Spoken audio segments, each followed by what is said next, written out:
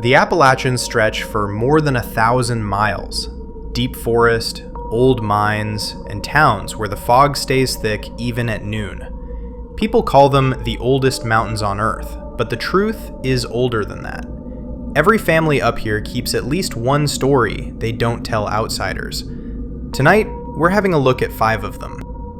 The Greenbrier Ghost, West Virginia, 1897. Picture winter in Greenbrier County. Wood smoke, sleet tapping the shutters, and a farmhouse where 23-year-old Zona Heister Shue is found lying at the foot of the stairs. January 23, 1897. Her husband, Erasmus Trout Shue, insists she fell. The country doctor, half frozen from his horse ride, notes a faint bruise on her neck but calls it everlasting faint. Case closed. Only her mother, Mary Jane Heister, refuses to accept it. Night after night, she says Zona's spirit comes to her room, 4 times in all, turning her broken neck full around to show what really happened.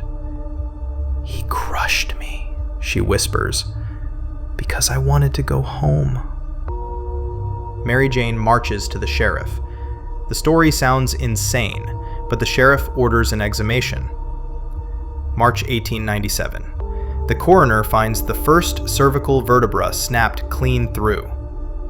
In July, Trout Shue is convicted of murder. The court record still lists testimony of ghost admitted as evidence.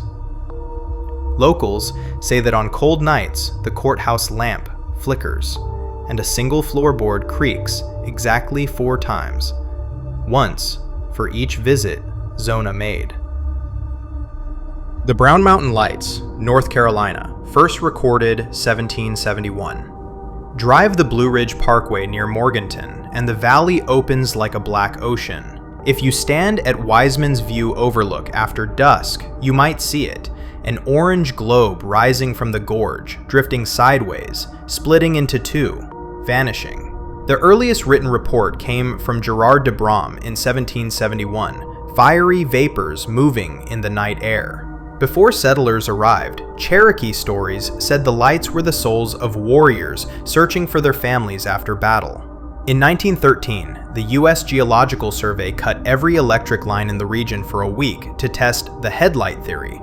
The lights appeared anyway.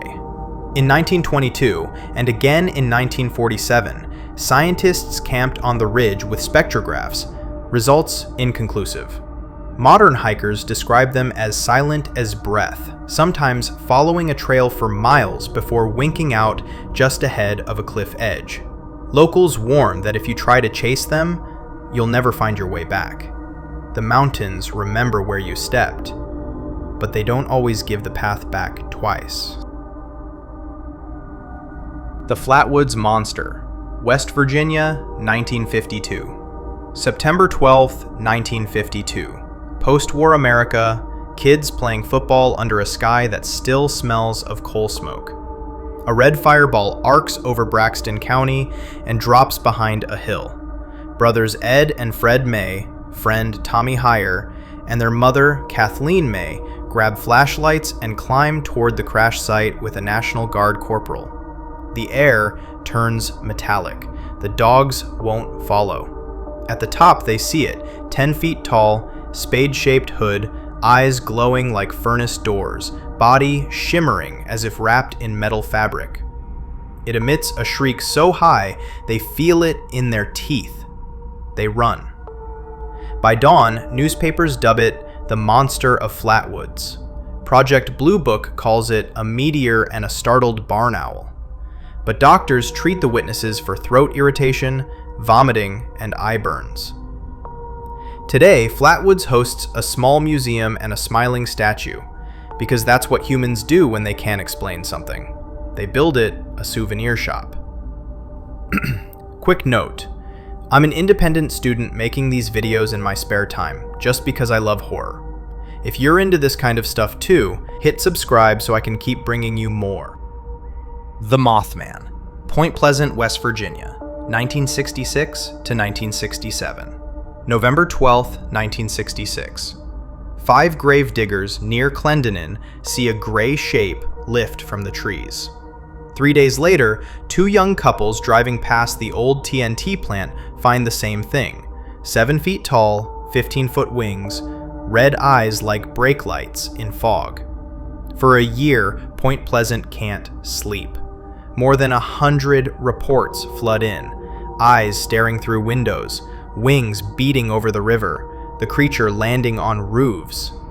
Then, December 15th, 1967, the Silver Bridge collapses during rush hour, killing 46. Sightings stop overnight. Some call Mothman an omen, others the cause. Every generation since claims to see him before catastrophe.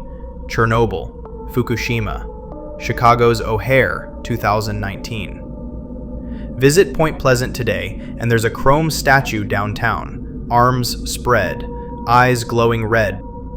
Every November, they hold the Mothman Festival. Some locals attend out of pride, others because they figure it's better to stay on his good side.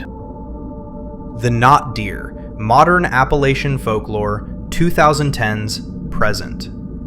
Late night drive, fog thick as smoke. The radio low so you can hear the gravel under the tires. You see movement at the tree line. Another deer. Except it doesn't bound away. It straightens. Witnesses say it's too tall, joints bending wrong, eyes facing forward like a predator's. One driver on Route 421 swears it turned its head and mouthed a word he almost understood. The legend started on Reddit and spread through TikTok as Appalachian cryptid warnings. Park rangers now admit they get reports labeled possible not deer. Biologists blame wasting disease, night vision distortion, or pure panic. But hunters leave those woods before dark now. They say the forest goes silent a few minutes before it appears. No frogs, no insects, just the wind holding its breath.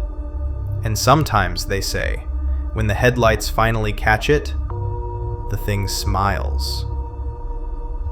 5 stories. One mountain range older than language. The Greenbrier Ghost still guards her justice. The Brown Mountain Lights still dance for whoever watches too long. Flatwoods keeps its monster behind a friendly grin.